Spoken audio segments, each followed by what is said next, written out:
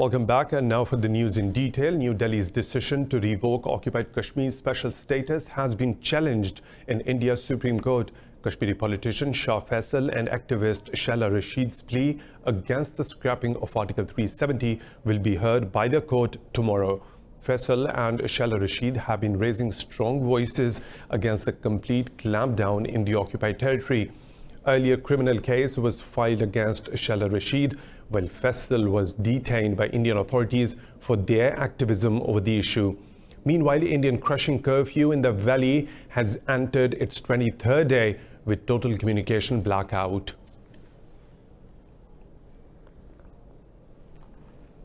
Pakistan's Prime Minister Imran Khan has spoken to Saudi Arabia's Crown Prince Mohammed bin Salman about the latest developments in Indian-occupied Kashmir. Earlier, Khan said Pakistan would go to any extent to support the Kashmir cause. The Pakistani and Saudi leaders also discussed other regional issues. This is the third telephone conversation between Prime Minister Imran Khan and Crown Prince Mohammed bin Salman since India's illegal revocation on Kashmir. Meanwhile, Khan says Pakistan has apprised all the major world capitals and organizations about India's illegal actions.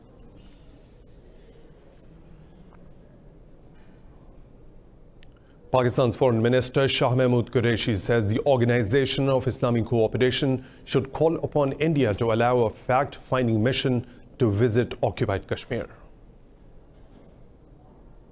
In a telephone call with OIC Secretary General Yusuf Al-Uthaymeen, Qureshi said India's actions in occupied Kashmir have threatened regional peace. Qureshi said a meeting of the OIC contact group on Kashmir should be convened at the ministerial level to evolve a strategy on the situation. Al-Uthaymeen said the OIC will continue to play its role in support of the Kashmiri people. Qureshi also spoke to his Turkish counterpart Mevlut Çavuşoğlu and briefed him over the situation in occupied Kashmir. Meanwhile, Special Envoy for Diplomatic Outreach, Ambassador Tahmina Janjua, briefed the UN Human Rights Council in Geneva about rights violations in occupied Kashmir. She said 12 million Kashmiris are imprisoned in the occupied valley due to a continuous lockdown and crushing curfew since August 5th.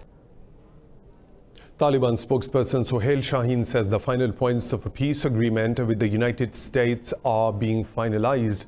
The fifth day of the dialogue between the two parties has just begun in Doha. Earlier, U.S. envoy Zalmay Khalilzad rejected reports suggesting Washington will withdraw support to Afghan government forces after a peace deal with the Taliban. Khalilzad said all the parties have agreed the country's future will be determined by intra-Afghan talks.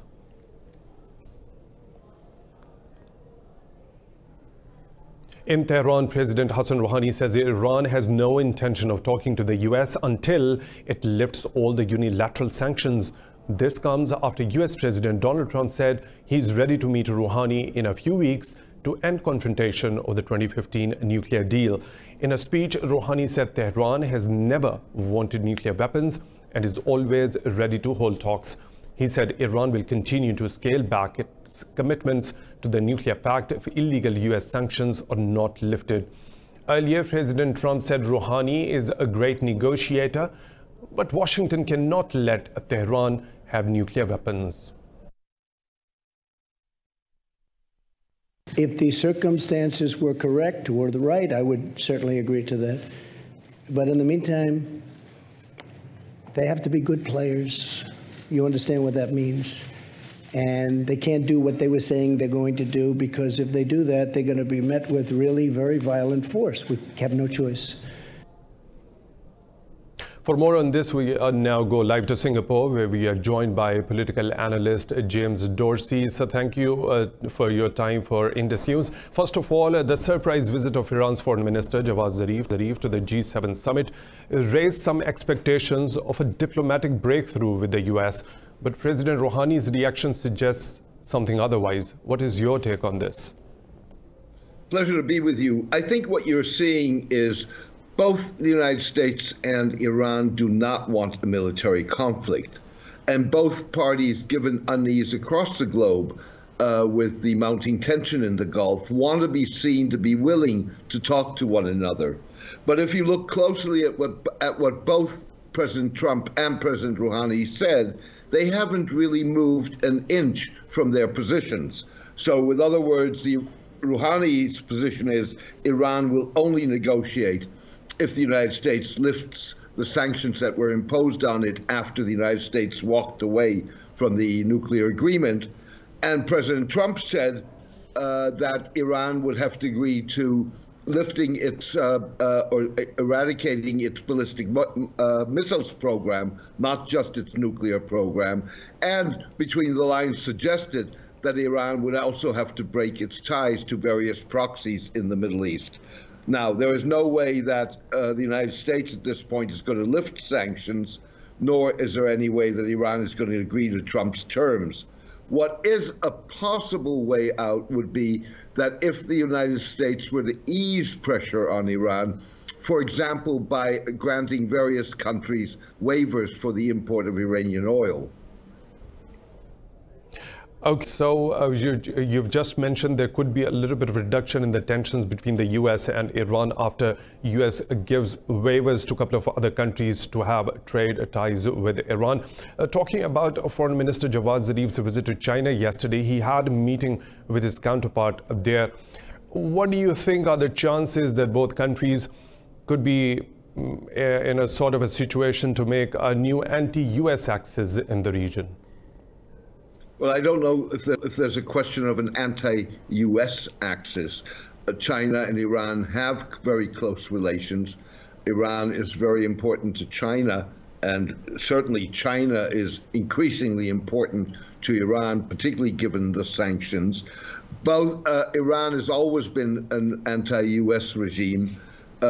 Relations between the Chinese and the Americans are deteriorating significantly because of trade and many other issues. I don't think it's a question of a new axis being formed as much as U.S. policy driving the Iranians even closer to the Chinese. Okay, sir, as we know, there are peace talks which are underway in Doha between the U.S. and the Taliban. So vis-a-vis this particular front, if we see what role Iran can play in this particular peace negotiations between the U.S. and the Taliban? Well, I think that Iran's role is going to be secondary or minimal at this point. Obviously, Iran has a spoiling power. It can disrupt things. But Iran is not really a player in the negotiations, even though it certainly will want to protect the interests of the Hazaras, the Shiite Muslims in Afghanistan, in whatever settlement may be reached. Okay, thank you very much, Mr. James Dorsey, for joining us and giving your analysis regarding the U.S. and Iran relationship. Now moving on, China has expressed strong reservations over G7 statement on the current unrest in Hong Kong. The G7 leaders meeting in France backed Hong Kong's autonomy as laid out in 1984 agreement between Britain and China. China's foreign ministry spokesman Gang Shuang says the G7 is meddling and harboring evil intentions for Hong Kong. Shuang says that Beijing has repeatedly said the affairs are purely China's internal matter. Hong Kong has been racked by more than 2 months of protests over a controversial extradition bill. Fresh clashes between rebels and the government forces have killed 53 combatants on both sides in northwestern Syria. Syrian Observatory for Human Rights said the fighting has killed 23 government soldiers and 20 rebels. It said the clashes broke out after rebels attacked government forces' position east of Khan Sheikhoun town. Earlier, Russian and Syrian government airstrikes killed 12 civilians in the northwestern province of Idlib. Monitors said the bombardment has wounded 27 others.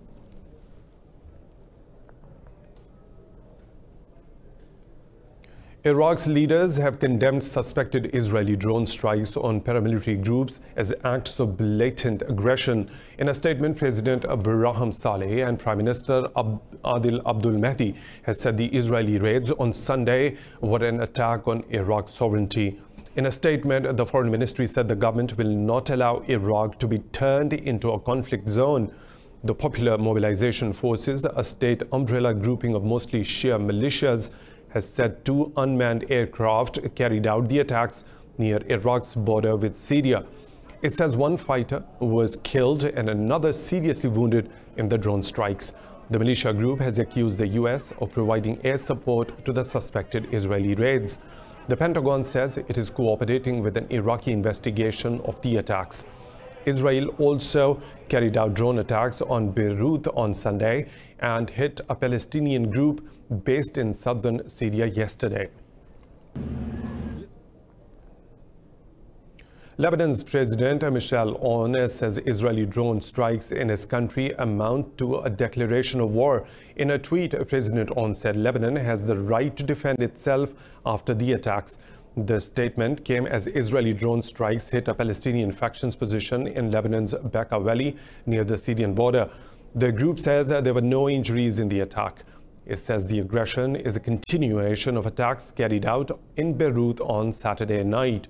Meanwhile, meeting ambassadors of the UN Security Council P5 members, Prime Minister Saad al-Hariri said Beirut wants to avoid an escalation with Israel. He said the international community must reject Israel's violation of Lebanon's sovereignty. Tensions are rising between Israel and Hezbollah once again after two Israeli drones crashed in Beirut. Now, the UN peacekeepers are patrolling Lebanon's streets and Israeli jets are patrolling the border. But the residents remain defiant, going about business as usual, saying they are ready to protect their land themselves. Let's watch this report. The threat of war is looming over Lebanon once more. On Sunday, Hezbollah issued a stern warning to Israel, saying it would attack Israeli troops on the Lebanese border if it continued to violate the country's airspace. The sentiment behind the warning has been echoed by the residents of Lebanon's border towns. The resistance is here, and as long as the resistance is protecting us, we will be just fine. The Israelis have become scared of us. We stand on the border fence. Do they dare stand? Times have changed. Many say they didn't leave their lands during the July war of 2006, and they will not flee if they are attacked again today. Everybody fears war. At the end of the day, that's natural. There's no one that is not afraid for himself and his family. But at the end of the day, the choice is living in humiliation or dying with your head held high. And we will die with our heads held high. Lebanon's President Michel Aoun has said his country has a right to defend itself and likened Israeli drone strikes to an act of war. Israeli troops posted along the border with Lebanon are also on high alert. 100,200 Lebanese citizens died in the month-long July war 13 years ago. Now, the Saudi-led coalition forces have shot down a Houthi drone launched towards the kingdom from Yemen. Coalition spokesman Turki al-Maliki says the drone was destroyed in Yemeni airspace.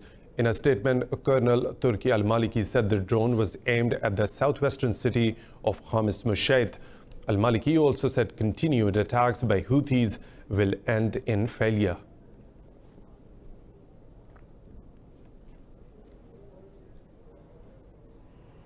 It's a time for a short break, but coming up next in the bulletin.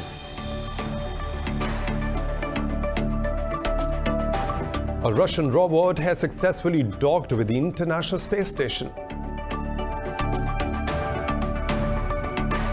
The biggest boost for coral in a US laboratory.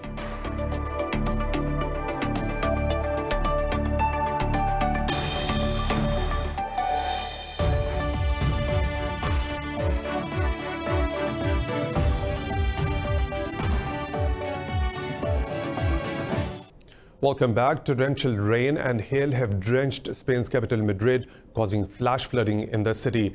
The floods have disrupted daily life and caused thousands of dollars in damage. The flooded streets of Spain's capital show cars pushed aside and the raging torrent thrusting everything out of its way. The Spanish subway department has declared several metro stations and highways closed because of the destructive weather. The State Meteorological Agency predicts more rains before the end of the summer.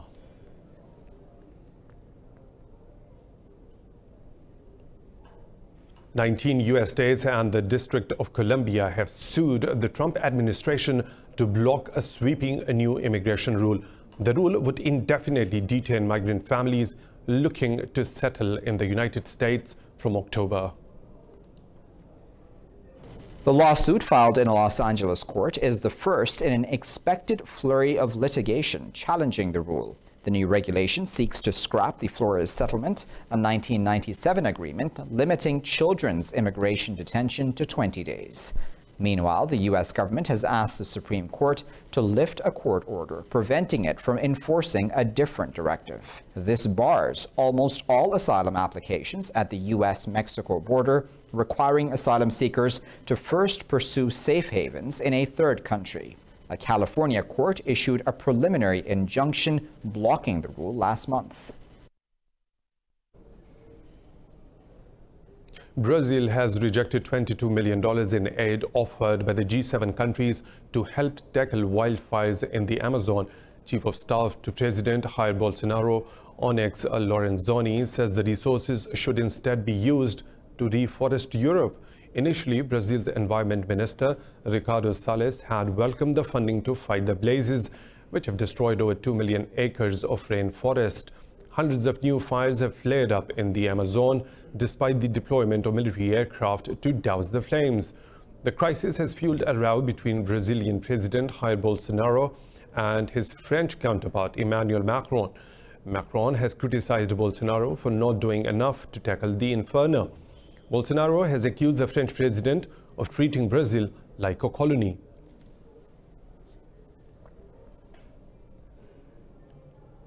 A Russian Soyuz spacecraft carrying a humanoid robot has successfully docked with the International Space Station at the second attempt. The robot, named Fodor, has been sent to ISS on a 2-week mission to support the crew and test its own skills. Fodor had failed on its first attempt on Saturday because of a technical fault. The silvery robot stands 1 meter and 80 centimeters tall, weighing in at 160 kilos. Fodor copies human movements, a key skill allowing it to remotely help astronauts carrying out tasks while they are strapped into an exoskeleton. It will stay at the space station until early September.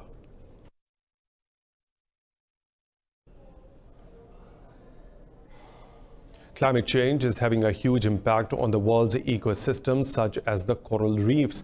The biggest boost for coral so far has just occurred in the US laboratory, where scientists have managed to reproduce a marine invertebrate.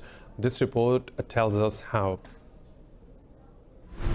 Researchers from the Florida Aquarium's Center for Conservation have reproduced the endangered Atlantic pillar coral. This could prevent the extinction of the Florida reef tract. This amazing breakthrough was the first time that we spawned Atlantic corals in a laboratory setting that we've had for over a year in our greenhouses. So it's been done before at the Rouhani Museum in London with Pacific corals, but never with Atlantic corals. And the pillar coral that we spawned is a highly endangered species. The reproduction was achieved by mimicking conditions of the coral's natural environment, including phases of the sun and moon and water temperature. We're mimicking natural cues of spawning, and we're mimicking them in a laboratory setting.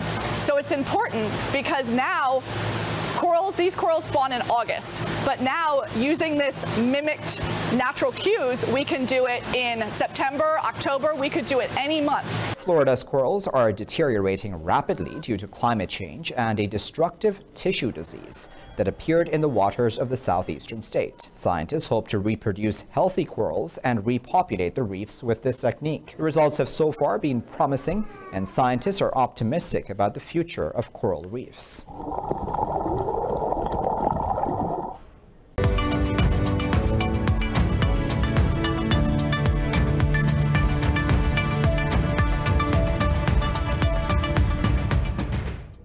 Close on the highs of the business world now. France says it will scrap recently imposed taxes on the US tech giants as soon as the world's developed economies find a way to uniformly tax them. This comes after French and the US officials reached a draft agreement on the sidelines of the G7 summit yesterday. US President Donald Trump had threatened to impose retaliatory tariffs on French wines. President Emmanuel Macron says France will keep its taxes on big tech firms until the OECD establishes standardized rules.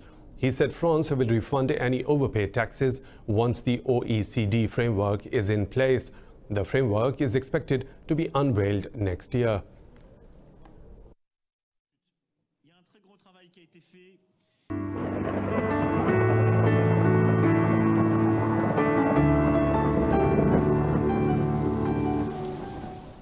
And now the weather situation from around the globe.